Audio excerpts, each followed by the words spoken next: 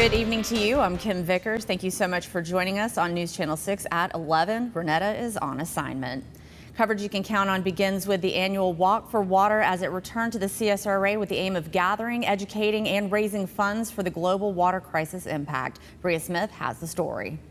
The reality is there are 2 billion people in this world who lack access to safe water. More than 400 people gathered in North Augusta, walking several miles, carrying buckets of water. Women and children are walking an average of 3.5 miles every day to get water for their families, and that water often makes them very, very sick. At the end of the day, every 37 seconds, someone loses their life because they lack access to safe water. Kelly Cody Brookins volunteered her time, but she tells me she remembers her experience living in a struggling country. I was actually in the Peace Corps, and I lived in Western Africa, and so I saw firsthand as an environmental volunteer how impactful clean water can be, and having pumping stations in villages. Brookins emphasized how much of an impact Walk for Water has had. I think this walk is a great way to demonstrate the impact of what it feels like to have to carry water long distances. And when I was in the Peace Corps, you kind of get over not having electricity pretty quickly,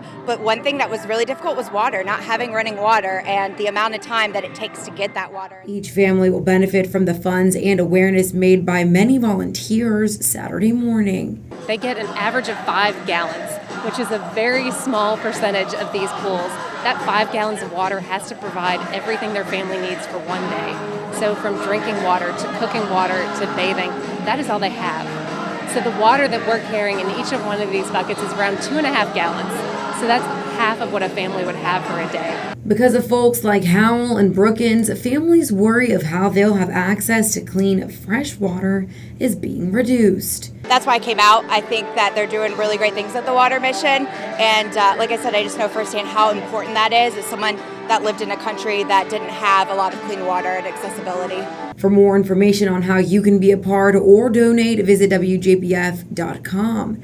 In North Augusta, Bria Smith, WJBF, News Channel 6.